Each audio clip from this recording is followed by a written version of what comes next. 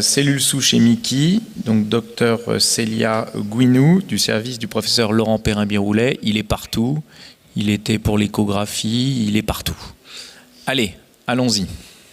Bonjour à tous, donc je me présente, je suis le docteur Gouinou, chef de clinique au CHRU de Nancy. En collaboration avec le professeur Perrin-Biroulet, nous allons aborder les cellules souches dans les Mickey. Pour cela, faisons quelques rappels. Dans la maladie de Crohn, on appelle lésions anopérinéales l'ensemble des lésions attribuées à la maladie de Crohn qui touchent le canal anal, la peau du périnée, le bas rectum et la cloison recto-vaginale. Et les fistules prennent classiquement naissance au sein d'une ulcération ou dans une cicatrice plutôt qu'au niveau des cryptes du canal anal. Et en fait, la présence de lésions anopérinéales dans la maladie de Crohn grève le pronostic de la maladie.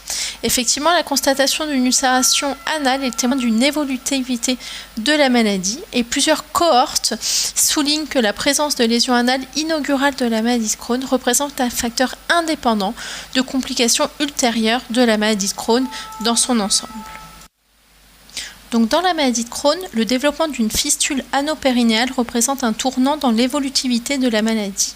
Et l'incidence cumulée augmente en fonction du temps. Effectivement, sur le diagramme, nous voyons qu'à 20 ans du diagnostic, plus de 40% des patients auront une lésion anopérinéale qui est majoritairement représentée par une fistule périanale, puis grêlo-grélique dans 21% des cas.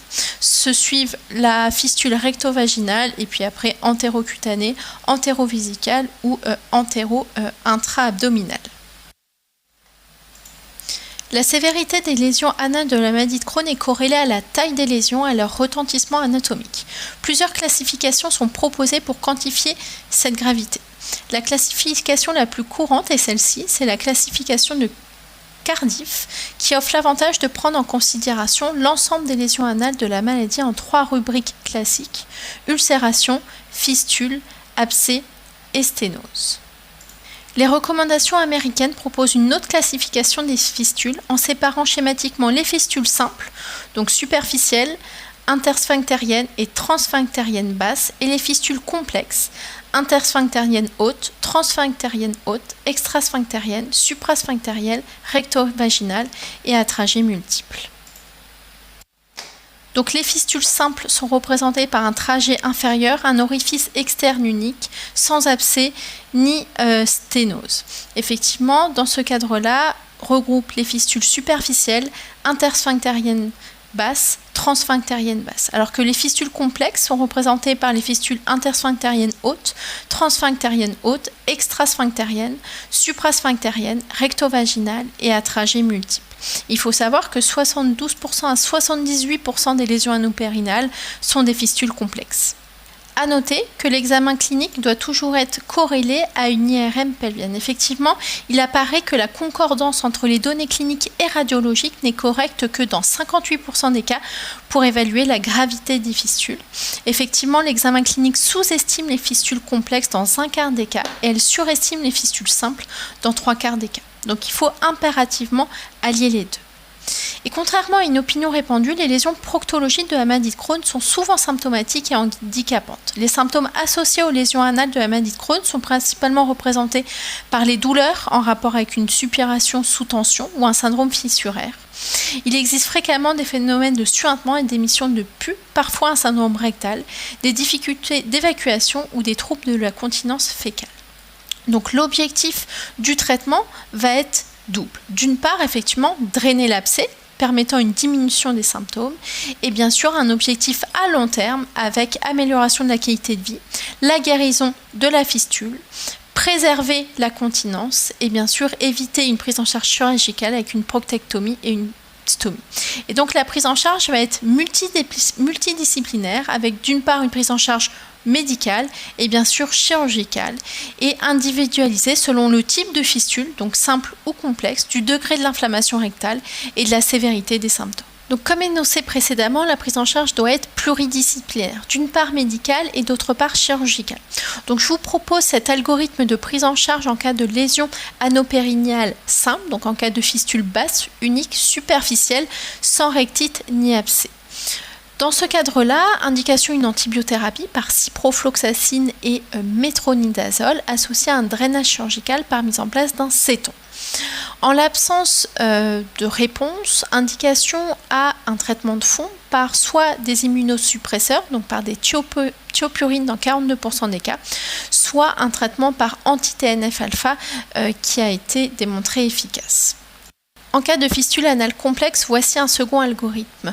Donc bien sûr, toujours une prise en charge pluridisciplinaire, médicale et chirurgicale, avec d'une part l'antibiothérapie associée au drainage par mise en place d'un céton et l'instauration d'une combothérapie par infliximab et thiopurine. Effectivement, différentes études ont démontré leur efficacité dans la majorité des cas. Toujours évalué à 3 mois, soit ces répondeurs auquel cas on poursuit le traitement identique, soit ces non-répondeurs, il faut optimiser le traitement, soit en augmentant les posologies, soit en rapprochant les doses.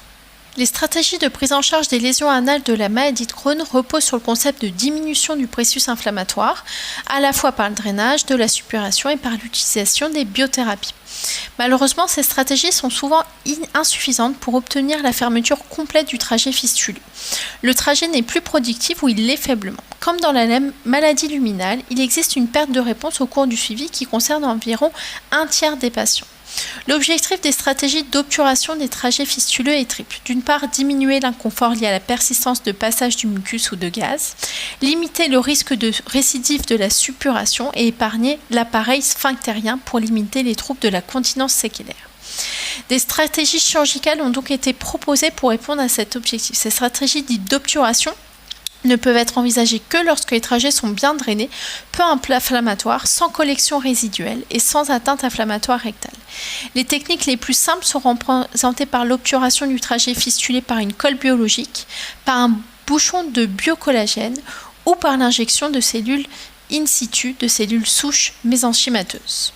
C'est dans ce contexte qu'une étude contrôlée randomisée en double aveugle évaluant l'injection de cellules souches mésenchymateuses dans les fistules de la maladie de Crohn a été publiée dans le Lancet en 2016 et que je vais vous présenter ce jour. Afin de comprendre le mécanisme des cellules souches mésenchymateuses, il faut comprendre la physiopathologie de ces dernières. Effectivement, les cellules souches existent presque dans tous les tissus et réduisent l'inflammation exacerbée en raison de leurs propriétés immunomodulatrices intrinsèques par différents mécanismes. D'une part, elles migrent vers des sites inflammatoires ou des lésions tissulaires et d'autre part, elles sécrètent des molécules anti-inflammatoires comme par exemple l'interleukine 10, l'IGF, le TGF-bêta1 et la signalisation paracrine aux cellules voisines pour maintenir un environnement anti-inflammatoire. Et c'est dans ce contexte que la thérapie cellulaire CX601 a été développée et elle comprend des cellules souches mésenchymateuses dérivées de l'adipocyte, isolées à partir d'extraits de liposuction de donneurs adultes sains, puis développées en culture et cryoconservées jusqu'à leur utilisation. Il s'agit donc de l'étude ADMIR, une étude de phase 3 en double aveugle randomisée contre placebo, réalisée dans 49 hôpitaux de 7 pays européens différents de juillet 2012 à juillet 2015. Ils ont donc inclus tous les patients adultes de plus de 18 ans présentant une maladie de Crohn luminale inactive ou modérée, évoluant depuis plus de 6 mois avec un score CDAI inférieur à 220. Ces patients devaient présenter une fistule complexe qui était définie par les critères suivants, donc soit un trajet intersphinctérien haut, un trajet transsphinctérien haut ou extrasphinctérien ou suprasphinctérien, devaient présenter au moins 2 orifices externes et associés à des collections. La fistule devait avoir au maximum 2 orifices internes et 3 orifices externes qui ont été drainés préalablement pendant plus de 6 semaines. Et cette fistule devait être résistante au traitement conventionnel, donc soit au bout d'1 mois d'une antibiothérapie par ciprofloxacine ou métronidazole, soit au bout de 3 mois d'un traitement par immunosuppresseur par azatioprine ou méthotrexate ou résistant aux anti-TNF-alpha. Les critères d'exclusion étaient multiples puisqu'on était exclus les patients avec une fistule recto-vaginale, une sténose anale ou rectale, une proctite active définie par la présence d'un ulcère superficiel ou profond et la présence d'abcès ou de collection de plus de 2 cm non préalablement drainés.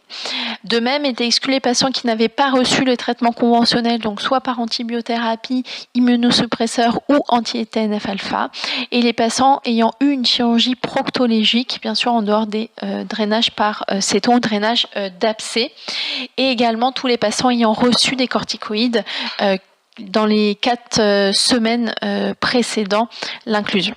Donc l'objectif de l'étude était d'évaluer l'efficacité et la sécurité de ce traitement pour les fistules complexes et résistantes au traitement médical conventionnel par antibiotiques, immunosuppresseurs ou anti-TNF-alpha. Et pour ce faire, voici le design de l'étude. Donc bien sûr, les patients étaient screenés avec une visite de contrôle, un examen clinique sous anesthésie générale, un curetage de la fistule et mise en place d'un céton quand c'était nécessaire. À cela s'ajoute une évaluation par une IRM pelvienne qui a été lue et interprétée en aveugle. Et à la semaine 24, réévaluation clinique et par voie par imagerie. Donc l'objectif primaire était la rémission combinée à la semaine 24 définie par la fermeture de tous les orifices externes et l'absence de collection de plus de 2 cm à l'IRM. Les objectifs secondaires étaient multiples, avec la rémission clinique seule à la semaine 24, les scores PDAI, CDAI, IBDQ, le temps de réponse de la rémission clinique et combinée et la sécurité du médicament. Alors, un mot sur l'administration du traitement. Si un céton était en place, il devait être enlevé. L'orifice interne était fermé par une suture et le chirurgien injectait 120 millions de cellules dans les tissus adjacents à la fistule et les long du trajet fistuleux. Quant au placebo, il s'agissait d'instaurer 24 ml de solution saline. À noter, après l'administration du traitement, les patients pouvaient être traités par leur traitement conventionnel avec une antibiothérapie pas plus de 4 semaines et un traitement par immunosuppresseur ou anti-TNF-alpha devait être maintenu à la même dose. Il ne pouvait pas y avoir d'initiation ou d'augmentation de dose de ces 2 derniers traitements. Donc au total, 289 patients ont été screenés, 212 d'entre eux ont pu être randomisés. 107 dans le bras du traitement CX 601 et 105 dans le groupe placebo. Donc voici les caractéristiques des 2 patients. Donc en intention de traiter, les 2 groupes étaient comparables. 45% des patients dans le groupe recevant le traitement CX601 avaient plus d'un trajet fistuleux contre 30% dans le groupe placebo. Au total, 95% de tous les patients randomisés avaient un céton en place durant la visite de préparation, avec 98% chez les patients recevant le traitement et 91% dans le groupe placebo.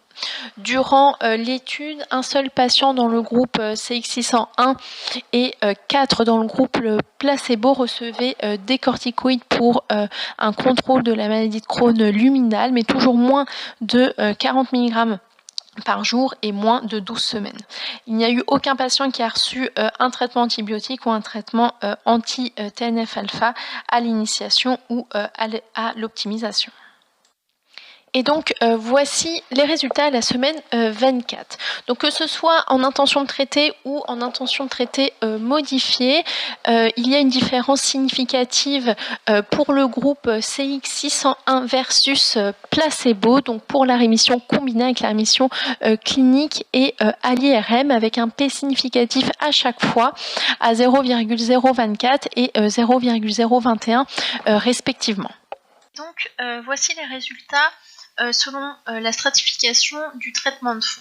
Effectivement, on voit que dans la population en intention de traiter modifiée, l'effet des cellules souches sur la rémission combinée était proportionnellement plus grande que le placebo dans les 4 groupes de randomisation, avec une différence plus importante pour les patients ne recevant pas de traitement de fond ou les patients sous combothérapie. À noter, aucune différence entre les 4 groupes de stratification entre eux, avec un P à 0,47. Voici les résultats selon le premier objectif secondaire, donc la rémission clinique à la semaine 24. Donc en intention de traiter modifiée, la différence était plus grande et surtout significative chez les patients recevant le traitement par cellules souches que chez les patients recevant le placebo avec un P à 0,64, confirmé par l'analyse en intention de traiter modifiée ou l'analyse per protocole. Donc voici les résultats d'un autre objectif secondaire, la réponse à la semaine 24. Donc en intention de traiter, il y a une différence, mais qui est non significative, chez les patients recevant le traitement par cellules souches contre placebo avec un P à 0,54, mais en intention de traiter modifiée ou en per protocole, la différence devient significative avec un P à 0,045 et 0,041 respectivement. Un autre objectif secondaire est le délai de réponse. Donc, ce diagramme nous montre que le temps médian pour accéder à la réponse clinique est plus court dans le bras recevant le traitement par cellules souches contre placebo, avec un temps médian de 6,7 semaines contre 14,6 semaines pour le placebo, avec un odds ratio à 0,57. De même, plusieurs analyses ont été réalisées pour les derniers objectifs secondaires. Donc, il existait une amélioration du score PDAI dans le groupe des cellules souches contre placebo à la semaine 6, 12 et 18, mais il n'y avait pas de différence significative pour le score CDAI et IBDQ. Quant aux effets secondaires, il n'y avait pas de différence significative entre les deux groupes. Effectivement, 17% des patients recevant les cellules souches contre 29% des patients recevant le placebo déclaraient des effets indésirables liés au traitement, dont les plus courants étaient l'abcès anal, les proctalgies et la rhinopharyngite. Par ailleurs, il n'y avait pas de déclaration d'effets secondaires graves dans les deux groupes. Donc, en conclusion, cette étude a permis de démontrer que l'injection de cellules souches mésenchymateuses dans les lésions anopérinéales de la maladie de Crohn était plus efficace que le placebo pour la rémission combinée à la semaine 24, mais qu'elle était également plus efficace pour la réponse clinique, pour la réponse et pour effectivement le délai moyen qui était plus court chez les patients recevant les cellules souches. Et par ailleurs, cette étude a démontré la sécurité de ce traitement puisque peu d'effets secondaires ont été décrits. Donc il semblerait que ce traitement de cellules souches mésenchymateuses soit un traitement efficace et sûr pour les patients atteints d'une maladie de Crohn avec une fistule anale complexe résistant au traitement conventionnel. À noter cette dernière diapositive pour les résultats à long terme. Effectivement, les mêmes patients ont été suivis à long terme jusqu'à la 52e semaine et une évaluation clinique et paraclinique par une IRM pelvienne ont été réalisées afin de rechercher la rémission combinée. Donc 54% des patients recevant les cellules souches ont accédé à la rémission combinée à la semaine 52 contre 37% dans le bras placebo avec un P significatif à 0,12 en intention de traiter ou en intention de traiter modifiée. Merci beaucoup, tout à fait intéressant. Donc pour résumer un petit peu, vous allez me donner votre avis, pour résumer un petit peu la prise en charge des LAP, dans un premier temps, je draine, je traite l'infection. Ensuite, je vais donner la chance au traitement médical pour à la fois cicatriser ma maladie inflammatoire intestinale et essayer de fermer ma fistule. Et si j'ai réussi à cicatriser ma muqueuse intestinale et que je n'ai pas réussi à fermer ma fistule, on voit bien que le traitement médical ne marchera pas puisqu'il y a une discordance entre l'efficacité sur la maladie inflammatoire et ce processus qui s'auto-entretient de fistule. Et donc c'est là qu'on va se dire, on va essayer d'obturer. Aucune technique ne marche ce jour mieux que le retrait de cétons. Et donc c'est la première fois qu'on a un traitement obturateur qui fonctionne.